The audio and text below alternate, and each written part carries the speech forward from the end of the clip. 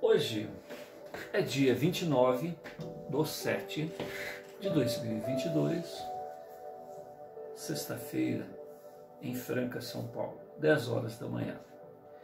Nós estamos realizando o culto cristão no lar e optamos nesta fase pela leitura desta obra, Universalismo Crístico. Universalismo Crístico é uma obra profética, a qual busca preparar a humanidade do terceiro milênio. Uma visão espiritual do futuro, busca consciente de espiritualidade, em oposição à atual visão submissa à qual aqueles que entregam os seus corações às lides espiritualistas são escravizados.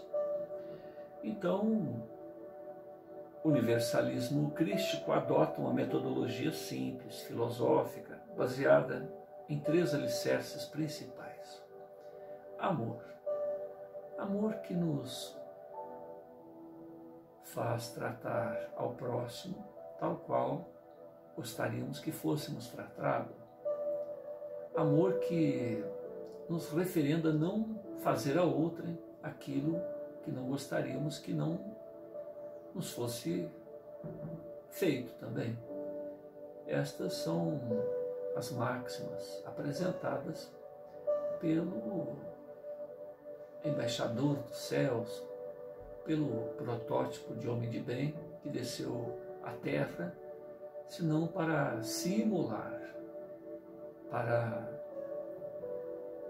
fazer do lídimo amor a sua vivência. E ele pediu que nos amássemos uns aos outros e que seríamos como seus copiadores, conhecidos por muito nos amarmos. Ele faz uma referência um tanto mais profunda, dizendo que buscássemos compreender o amor e buscássemos amar como ele amou. Mas esse amar como ele amou realmente é o amor ágape, é o amor que visa o próximo e não a si mesmo. Então é um desafio para o futuro, se nos amarmos uns aos outros, tal qual amamos a nós mesmos, já teremos alçado uma boa parte da caminhada. Respeitar as opiniões alheias, respeitar os pontos de vista de nossos irmãos de caminhada rumo à própria ascensão espiritual. Um outro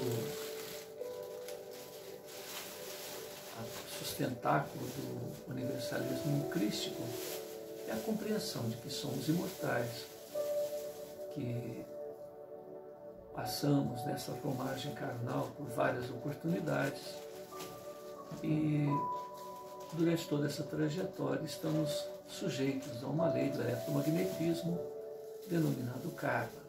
O karma positivo, nosso bom tesouro, as nossas conquistas, os nossos louros, e o karma negativo, que é a parte que ainda está por ser melhor efetivada. Temos que estabelecer novas estratégias, justamente baseadas nesse amor referendado, vivenciado até ao preço de cruz, aonde o mestre Nazareno nos dá como verdade para que possamos nos acertar uns perante os outros e perante a consciência divina. Finalmente, o terceiro alicerce, ele referenda o acompanhar, o evolver do pensamento, das emoções, da sensibilidade, enfim, todas as nossas expertises, todas as nossas inteligências, que à medida que o tempo vai alavancando, conhecimento e as experiências humanas, não faz sentido que alguns conceitos tidos como de origem divina tenham que ser mudados. Então, das duas, uma. Ou não há uma visão antecipada de posicionamentos que hão de nos levar até o seio paterno, ou alguém, os lidadores desta ou daquela linha espiritualista, colocou opiniões próprias, conceitos imediatistas, interesses, verdadeiros cabrestos, que nada tem a ver com a essência trazida por aqueles enviados do mais alto que trouxeram os lídimos ensinamentos que compõem aquela visão a respeito dos valores permanentes da vida. E é justamente este o grande desafio. Apesar de termos sido doutrinados nesta ou naquela linha espiritualista, filosófica, que tenhamos sempre uma visão aberta para o novo, que os dogmas, paradigmas, a chamada sacralidade inconteste, né, possa ser deixada de lado, que tenhamos sempre um momento de reflexão para que no futuro não nos envergonhemos de nossas posturas e percebermos que perdemos tempo com valores que nada têm a ver com os preceitos trazidos do mais alto. Roger Bottini Paranhos, o canalizador desta obra, ele recebe informação de Hermes. E ele visita essas regiões do astral superior e, junto a este seu orientador, a Akhenaton, a Ramatiz, ele tenta buscar saber qual seria a melhor maneira, né, de apresentar esses preceitos que vieram sob a sua mão. Bem como Roger, num determinado momento, é levado a uma região do astral inferior por circunstâncias que estão diretamente ligadas ao momento em que as coisas estão acontecendo, e ali ele tem a oportunidade de perceber os próprios limites, aonde um mago negro o coloca em uma certa dificuldade, tentando dissuadi-lo de levar a prelo, de publicar esta obra, mas que ao final dessa entrevista com o mago, após passar uns apertos ali, o mago, no momento de reflexão, deixa duas pérolas para ele. Uma delas é dizer que esta obra poderia ser melhor compreendida pelo público se fosse levado numa linguagem bem simples, que ele não entende porque que Hermes escolheu Roger para a publicação desta obra, tendo em vista as suas fragilidades, né, e as suas dificuldades na produção da obra, uma vez que o próprio Roger diz que não é um escritor, não é uma pessoa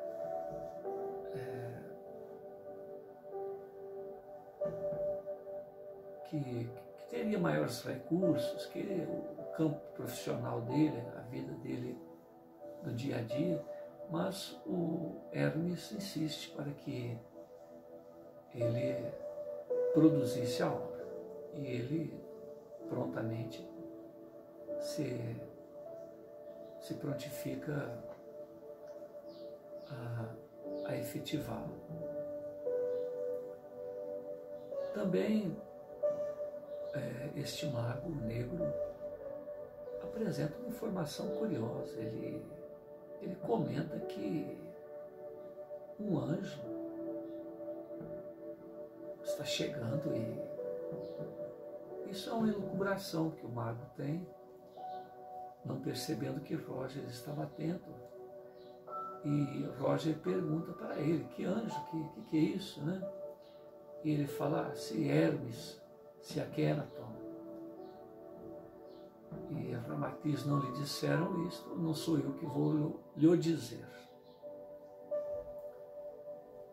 E com isto, Roger faz esses apontamentos e durante a obra, numa segunda etapa desse trabalho, o Hermes, né, conta a história de um rapazito de 17 anos, idealista, um espírito que veio certamente de um orbe mais evolto que as condições da Terra, e tendo experienciado uma sociedade mais justa, valores que ainda estamos por adquirir, ele vem e apresenta esses conceitos justamente ligados à visão do universalismo crístico.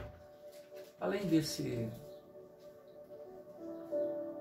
dia a dia desse rapaz, né, desse Rafael, que é o nome do personagem, desse protagonista da obra, há um outro indivíduo que está encarnado, mas que até o presente momento não foi apresentado ainda na condição do dia a dia, né? Mas que conversa com Rafael por 3 ou 4 oportunidades até esse momento da obra, e ele mesmo estando encarnado e ainda não tendo se apresentado ao mundo, ele acompanha espiritualmente o trabalho de Rafael. Rafael tem uma carreira meteórica no campo da espiritualidade. Há uns 2 meses anteriores ao momento em que estamos na obra, o pai ouve um pregador na praça, suado, descabelado, terno, Bíblia encebada debaixo do braço, alto-falante e microfone incompatíveis com o local. Então, toda uma situação fora da caixa, né, como diz na linguagem moderna. E aquilo preocupa muito o pai dele, porque ele percebe uma tendência franciscana, uma preocupação com o social por parte de seu filho. Então ele, que está acostumado a ir para casa por volta de 20 horas, era uma sexta-feira, ele, 4 horas da tarde, pede para que a secretária olhe a sua agenda, e como haviam poucos compromissos, ele desmarca tudo, vai para casa, encontra a esposa junto à piscina, curtindo um final de tarde, né? Umas 5 horas da tarde, provavelmente, e ali divide suas preocupações com a esposa, porque o casal tem apenas o filho Rafael, e ele percebe que o rapaz, logo que ele deixasse a direção da empresa, né, uma próspera seguradora, nas mãos do rapaz, certamente o rapaz iria dissipar todo aquele patrimônio, doando para os pobres e tornando a família, ou pelo menos ele, né, mais pobre, a mendigar aí pela cidade. E Verônica, sempre numa visão imediatista, superficial da vida, fala, não preocupa não, meu querido. Tira a mesada dele que você vai ver que logo ele vai perceber que a coisa não é só fantasia, só idealismo estéril. Então, Paulo, que é o pai do Rafael, procuram na intimidade do seu quarto, e ele percebe que o rapaz é muito mais circunspecto do que ele imaginava. E conversando com o Rafael, abrindo de pronto as suas preocupações para com o rapaz, ele percebe que Rafael está muito além essa visão superficial a que todos nós estamos vinculados, inclusive ele, Paulo, e sua esposa Verônica. Ele certamente há de honrar o esforço do pai em deixar-lhe todo aquele patrimônio, mas que a sua preocupação principal, como diz Jesus, buscai primeiro o reino dos céus, as suas virtudes, e o resto virá por acréscimo. Ele mostra ao pai que ele não vai dissipar o patrimônio da família, mas que a sua necessidade imediata é expor aqueles princípios que pulsam em seu mundo íntimo, e ele tem que dividir isso com o máximo de pessoas possível, que ele havia programado, alugado, um local que poderia condicionar 200 pessoas comodamente para ouvi-lo, e o pai, sem dizer nada para o rapaz, vai lá nesse encontro que ele programou na companhia de alguns amigos, Tadeu, Érica, Eduardo, e ali percebe que o rapaz realmente tem uma visão muito profunda. É um sábio, é uma alma experiente e um corpo jovem. O pai, bem como Verônica, acostumados aos ritualismos, às comodidades dos dogmas, dos paradigmas, dos cabrestos impostos pelas convenções sociais e nelas a cultura religiosa vigente, ele acredita que deixar algumas moedas no gasofilaço seria o suficiente para atender aos reclamos da consciência e o espírito caritativo. Enfim, cumpriria sua função social junto aos necessitados da terra. E é justamente contra isto que Rafael apresenta uma nova visão do mundo. Todos temos que ter uma espiritualidade consciente, que a espiritualidade é um trabalho de si para si próprio, onde nós vamos revendo todos os conceitos que temos herdado de nossos antecessores. Verônica acompanha o marido a partir do segundo ou terceiro encontro que o filho tem e fica admirada, porque o rapaz fez uma carreira meteórica. Das 35 pessoas que compareceram naquele salão preparado para 200 pessoas, em menos de 2 meses já 11.000 pessoas estão ouvindo seu filho. Então ela fica admirada com a fama do rapaz, com a desenvoltura oratória do Rafael, e já pensa em fundar uma igreja, em fazer dinheiro, porque afinal de contas, religião para ela não era mais do que vender promessas, e o dinheiro viria de maneira bem-vinda e de graça, porque bastaria a oratória do seu rapaz. E aquilo traz um certo desconforto para o Rafael, e diz para a sua mãe que ele não está interessado em fundar uma nova religião.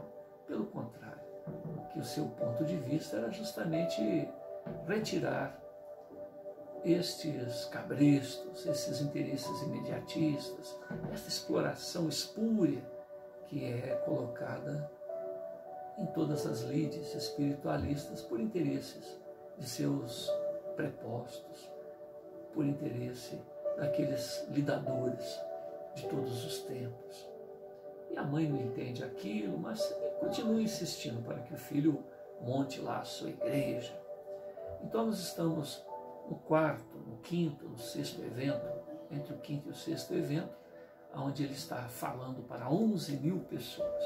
No bloco anterior, a gente já fez uma leitura de parte desse conteúdo, que inicia na página 276, o item 15, denominado A Busca Sincera de Espiritualização.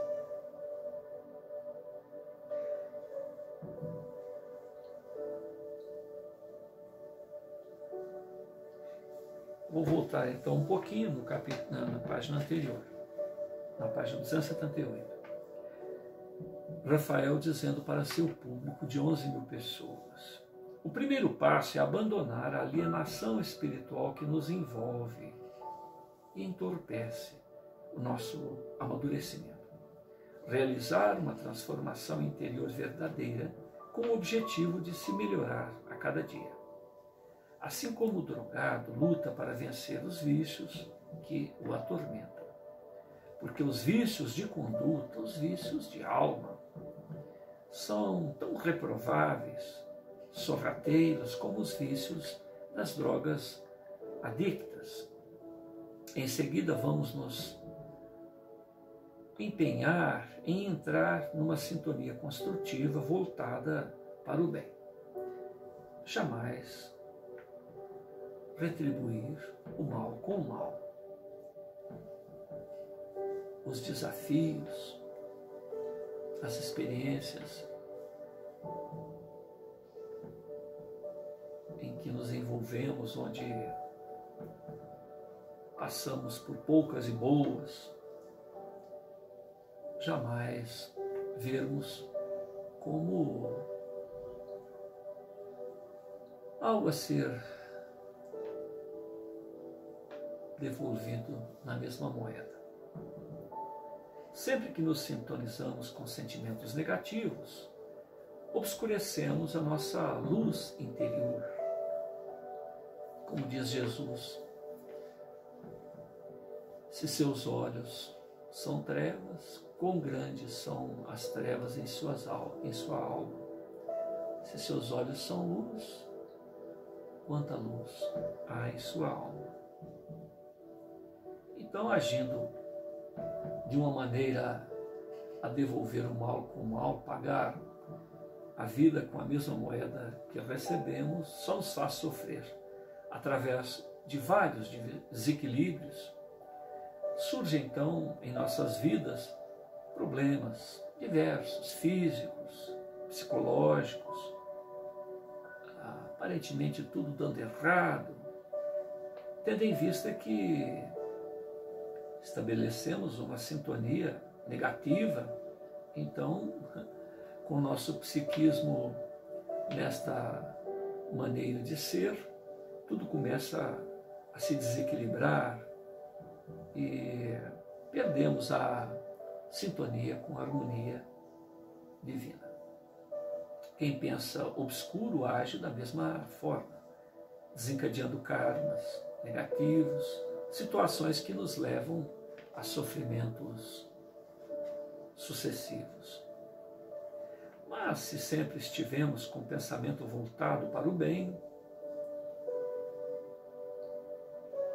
retribuindo o bem com o bem,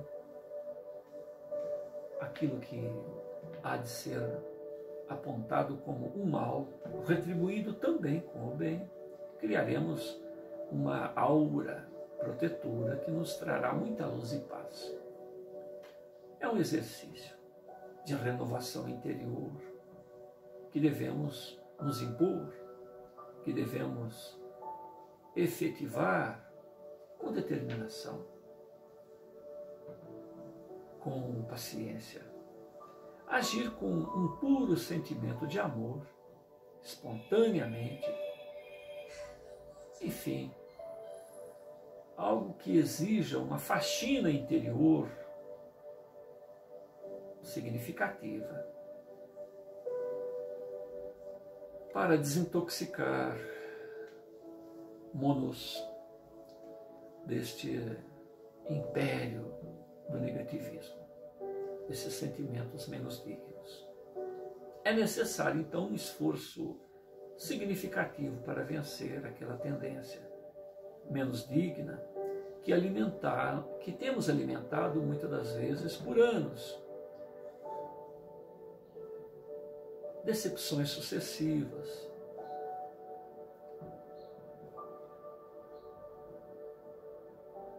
tendo em vista que imaginamos que as pessoas deveriam apresentar de uma maneira, de uma postura um tanto mais digna, para que a vida se tornasse, quem sabe, um mar de rosas. Mas as outras pessoas, os nossos companheiros de jornada, são criaturas como nós mesmos, cheias de defeitos, de vícios de caráter. Pessoas, muitas das vezes, preguiçosas, que não querem sair de sua zona de conforto, muito embora a vida, em todos os instantes, nos instigue à renovação diária, a estar sempre com a mente aberta, porque a cada instante tudo é novo e nos exige a revisão do que pensamos, sentimos, acreditamos até então.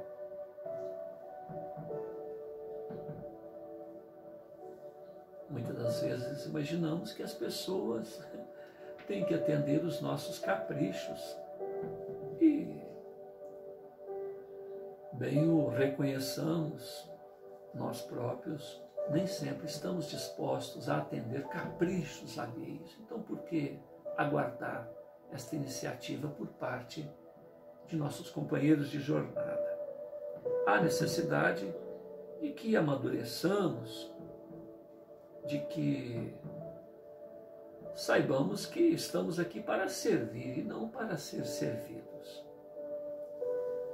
Servir na construção de um mundo melhor, protagonizar aquilo que desejamos no mundo, que possamos ser os desbravadores desta nova era. O Pai Celestial é soberanamente sábio, justo, competente. Ele nos coloca, se Ele nos colocasse em um mundo já perfeito, não teríamos a referência deste rally-rola, destes atritos interdimensionais, desses atritos de relacionamento uns com os outros. Só valorizamos a saúde quando temos momentos em que ela nos falta. Só valorizamos a luz em tempos em que a ignorância ou a própria luz oriunda deste sol maravilhoso que nos abençoa todos os dias com a sua presença. Enfim, há necessidade da escassez para que valorizemos, para que nos empenhemos em manter o bom tesouro que está colocado sob graça aos nossos auspícios.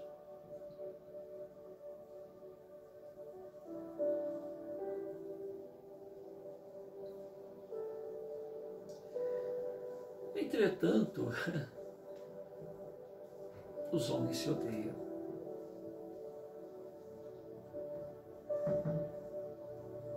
Não se respeitam, querem conquistar afoitamente, desesperadamente, irracionalmente, tesouros transitórios que o ladrão rouba. Daí a insegurança, que a ferrugem consome.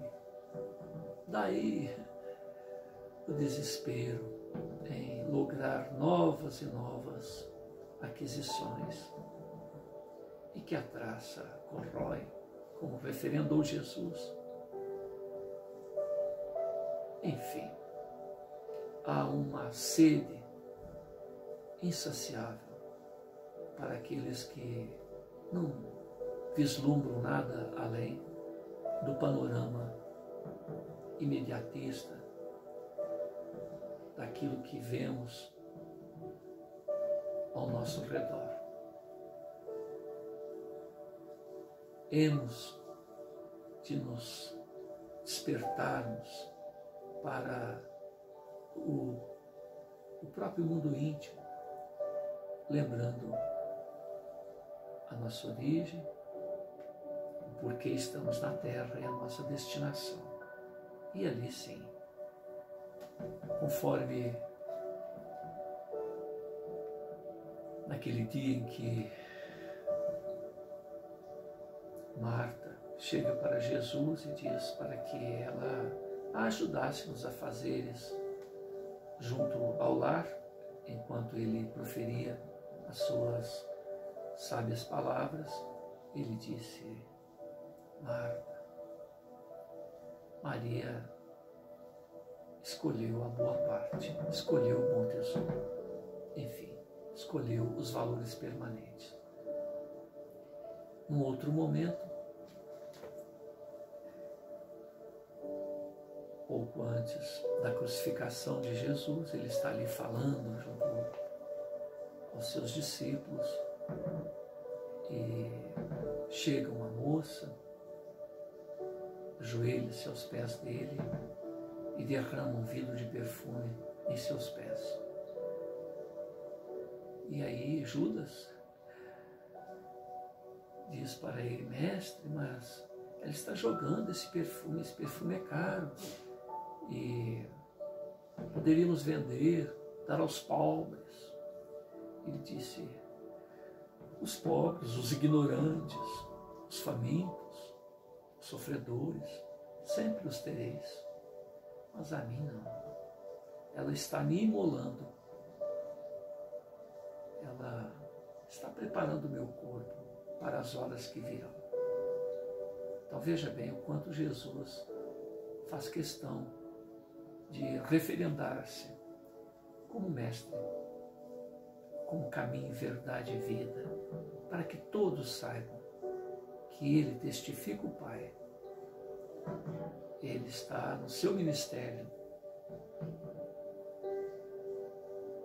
e que o Pai há de testificá-lo perante aqueles corações que o ouve. Os abastados, aliás,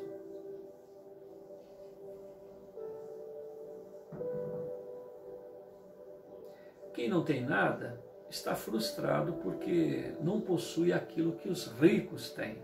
Os abastados estão frustrados porque não têm toda a riqueza do mundo que poderiam lhes trazer paz à alma. No fundo, bastaria apenas amar a vida, ser grato à vida, amar as próprias possibilidades, os recursos físicos, psicológicos, emocionais, de relacionamento que possuem. Portanto, amar ao próximo, ser grato ao próximo, ser grato à presença da fauna, da flora, enfim, da natureza. Isso de uma maneira incondicional, para que encontremos e mantenhamos o equilíbrio interior. Todos os nossos projetos e desejos hão de se realizar. E por que isso parece tão difícil? Será que a natureza humana é tão perversa? Não creio nesta afirmativa. Acredito apenas que estejamos viciados no mal, enraizados numa mesmice, do cultivo de sentimentos egoístas. Temos um programa, tal qual um computador, que necessita, um software que tem a necessidade de ser substituído, que tenha que ser rodado para que tenhamos uma nova experiência, uma nova maneira de ser, que exige que saiamos do comodismo, da mesmice, experimentemos o novo. Tenho visto o surgimento da nova geração junto ao chão da terra. Hão aí crianças e adolescentes e alguns adultos que não vibram nesta frequência menos digna, nesta frequência inferior. Estes, os visionários e os vivenciais da nova era, são a riqueza do mundo. Amam, dividem a própria fartura, dividem até aquilo que lhes poderia diminuir as possibilidades, dividem o pão que estão comendo, estão em suas almas sentimentos que os tornarão ainda mais ricos em todos os sentidos, conforme já referi. Buscam primeiro o reino dos céus, a sua justiça, e o mais virá por acréscimo. É uma leitura longa. Eu estou na página 280 e eu vou parar no primeiro parágrafo. Eles não possuem ambição, creem fielmente em Deus, no sentido de que hão de ser providos naquilo que necessitam. Então não passaram a vida pensando somente em acumular bens perecíveis. Certamente atenderão às necessidades primeiras, uma vez que a lei do progresso. Lembremos daquilo que ocorreu quando o cobrador de impostos chegou junto aos discípulos e pediu a respectiva moeda para que o imposto, eles estavam numa terra nova, né? Tinha que ser pago o imposto. E aí ele pediu para que um dos discípulos jogasse a rede ao mar, às águas, e que recolhesse o primeiro peixe. E dali saiu uma moedita. Então o caixa eletrônico de Jesus, né, era a boquinha do peixe. E ali ele aproveitou para dar uma lição, que a gente tem que fazer a nossa parte, junto a este chão da terra, cumprir as nossas obrigações sociais, mas dar a Deus o que é de Deus. E aos prepostos das organizações humanas o que lhes pertence. Então, esses filhos da nova era trabalharão para que todos tenham acesso a condições dignas, preservando a natureza como fonte renovável da vida. Não estarão somente preocupados com os valores perecíveis. Muito comum isso, até o presente momento. Porém, esta geração do terceiro milênio hão de compreender que somos filhos de Gaia, a Mãe Terra, e que não podemos tratá-la de uma forma ingrata. Então, cumprir as nossas obrigações sociais, mas, acima de tudo, sabermos que esta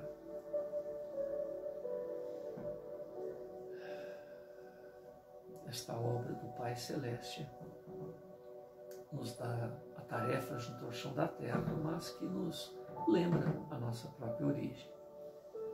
Somos deuses, filhos do Altíssimo, herdeiros de todos os seus potenciais. Tudo em a natureza nos pertence coletivamente. Temos de fazer como o mordomo infiel, que recebeu um tesouro do Pai Celeste, de seu patrão, e procurou fazer bons amigos. Então, ele nos lembra que, muito embora o nosso próprio corpo, nós mesmos, tudo que nos cerca, não nos pertença, mas nós podemos, de uma maneira solidária, colaborarmos uns com os outros. E justamente por sabermos que nada nos pertence, não ambicionemos pisar no pescoço dos outros, tomar alguma coisa que também não é das outras pessoas, tudo pertence ao Pai. Se tivermos essa ideia de que somos todos de Deus e tudo é de Deus, certamente esta visão imediatista de acumular, acumular, acumular, muitas das vezes ao sabor de ver a carência, a falta, junto aos nossos irmãos de jornada evolutiva, estaremos criando para nós mesmos grandes abismos, grandes dores, sofrimentos, percalços, na sequência dessa nossa jornada infinda, dessa nossa jornada eterna. Tudo é superável. Mas, para que acumularmos tantas dores? Por que esta desconsideração para com os valores que realmente importam?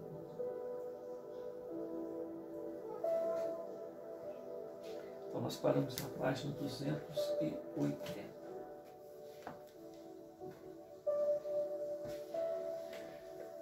Senhor Jesus, agradecemos pela oportunidade desse encontro. Certamente com as nossas dificuldades pessoais, mas que é um momento de encontro com os seus mensageiros, encontro com esta vibração superior, que o momento que a misericórdia de seu coração augusto, de seus prepostos, nos permitem para que encontremos a nossa fonte de inspiração, a nossa melhor vibração. Enfim, para que acertemos o passo, que ora, muitas das vezes, se encontra em descompasso. Vivemos momentos graves, momentos em que nossos irmãos equivocados, muitas das vezes cientes deste momento de transição, de expurgo planetário, se esforçam, se empenham muito para embaraçar os passos de outrem, mas que para este outrem representa o desafio da resistência. É como a borboleta que está em seu casulo, se contorcendo, se remexendo para romper aquela crisálida e, ao mesmo tempo, adquirindo a expertise, a rigidez, a saúde necessária para que possa alçar voos em asas fortes, cujo empenho, cuja conquista foi adquirida justamente naquele esforço de romper a crisálida. Então, esses nossos irmãos que tentam nos arrastar, o que é pior, conscientes de que serão expurgados, ao invés de refletirem sobre a possibilidade de melhorarem a própria situação. Então que nós, outros, sabendo dessa realidade, possamos ter as contrariedades como exercícios emocionais para que possamos melhor compreender os nossos próprios limites, tirarmos a máscara que colocamos diante do espelho para que não vejamos as nossas chagas, as nossas fraturas, as nossas deformidades e aleições. Que possamos ver o que fizemos de nós mesmos e a partir daí nos empenharmos em nos melhorarmos. Por amor a nós mesmos, por gratidão a Deus, que possamos olhar esses esforços de nossos irmãos de jornada que tentam nos derrubar como desafios, exercícios, e não como uma coisa pessoal, porque estão ali para fazer com qualquer um, e não porque somos nós. Não inimigos de causa, inimigos de ideal, que trabalham contra o próprio Cordeiro de Deus, que apenas quer que retornemos ao seu amor. E, no entanto, recusamos o amor, por amor único e exclusivo a nós próprios. É uma incoerência. Quanto amor, quanto calor humano, quanto calor ad eterno não advém deste amor solidário.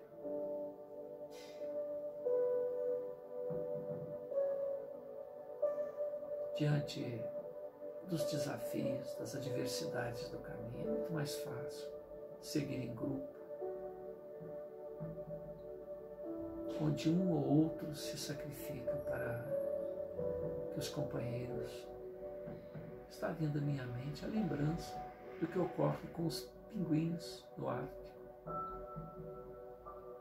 Tudo é muito frio, então eles se agrupam, se acaloram, colocando seus corpos juntos uns dos outros.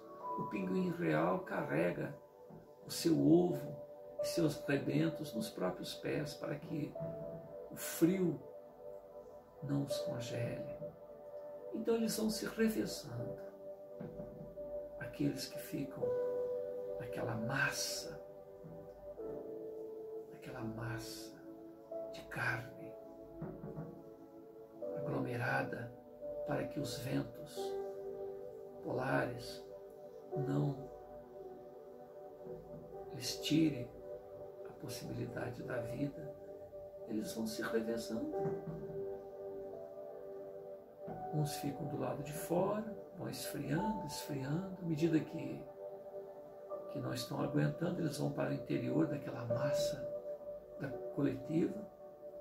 Os outros que já estão quentinhos, vêm para fora para aguentar o frio.